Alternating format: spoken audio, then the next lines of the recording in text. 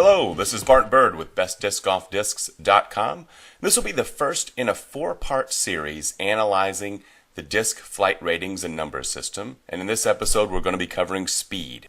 For this analysis we'll be using the four-number disc flight rating system, of which the first listed number is the speed rating.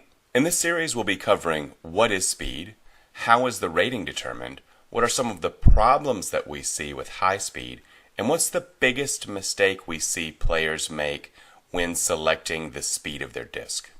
To begin, I'd like to point out two key facts about speed. One, disc manufacturers do not use an industry standardized scale for speed.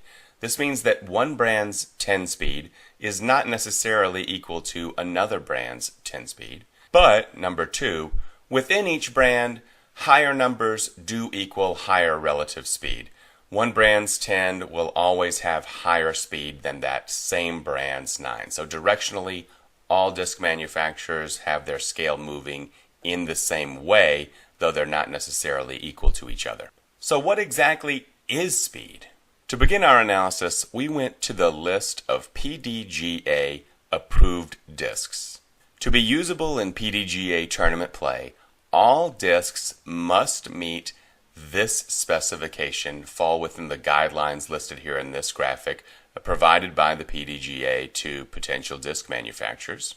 The PDGA also provides a comprehensive list of all discs that are approved for play.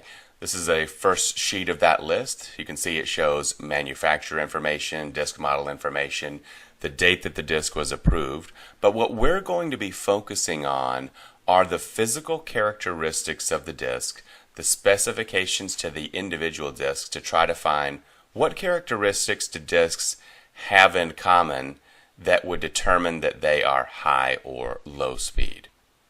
To do this, we chose two brands, Innova and Latitude 64. We highlighted all of their discs rated at speed 11 or higher.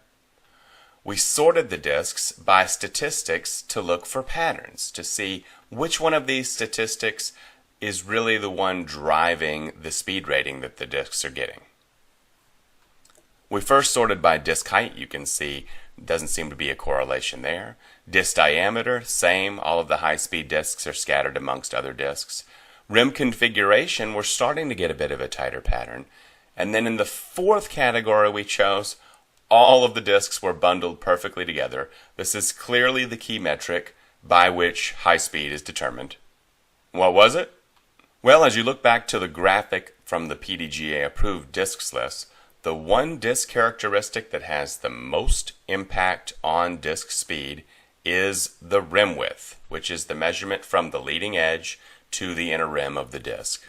The maximum allowable rim width by the PDGA is 2.6 centimeters, and all of the discs in this category from Innova and Latitude 64 are at the very high end of that range, from 2.5 to 2.1 centimeters.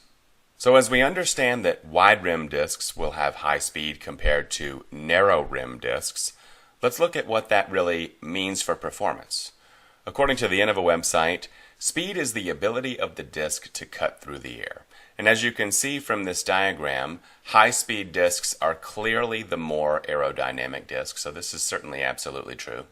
As you look at the Legacy site, who also uses this rating system, you'll see they say, drivers are usually recognized by their sharp beveled edge and have most of their mass concentrated on the outer rim. Again, we can see this is true with the wide rim disc having much more of its weight around the perimeter of the disc, and the low-speed disc having more centralized weight. The real question is, why is this important to the flight of the disc?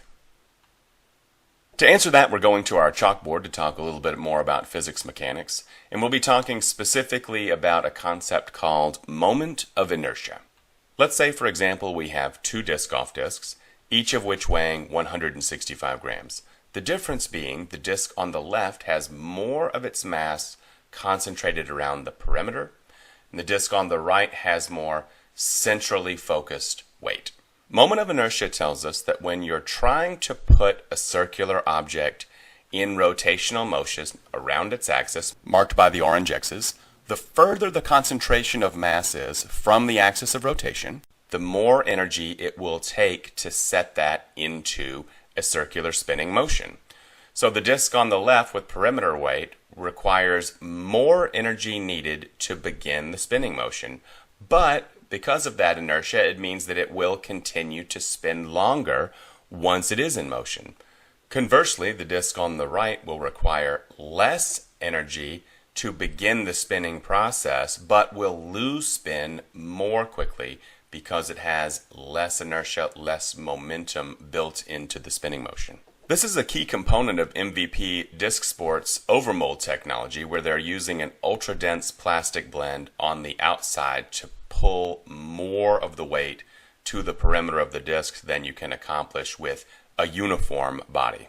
So once you get the disc in motion, it should stay spinning longer, maintain the gyroscopic effect for a longer period of time, and give you a very long, solid flight. In theory, their new line of distance drivers like the Tesla you see pictured to the right could be the longest range drivers available on the market today. So we've learned that high speed is a function of a disc with more perimeter weight. It's going to require more energy to get it spinning, which takes us in two different directions. The first of which is, on the plus side, it should maintain its spin longer.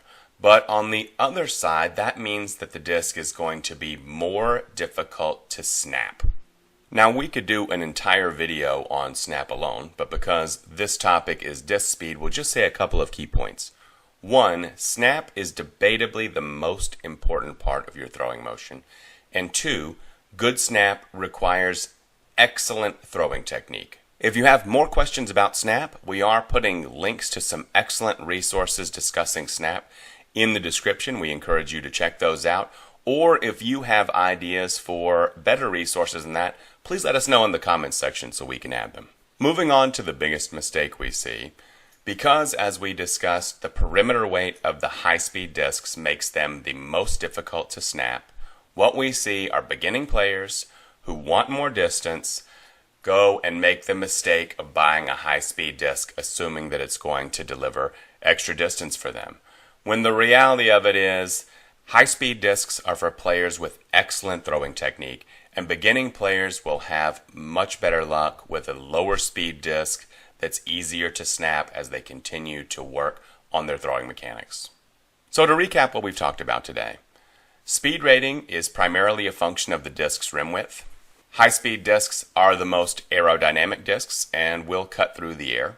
And the perimeter weight of the disc means that it will hold its spin for the longest, but that it's also the hardest to snap and is best for advanced players. So we hope this helps. As we mentioned, this is the first part in a 4-part video series. We'll be covering all of the disc rating systems. We have links to all resources mentioned in the description below, and please let us know what else you'd like to see in this video series. Until then, have a great round.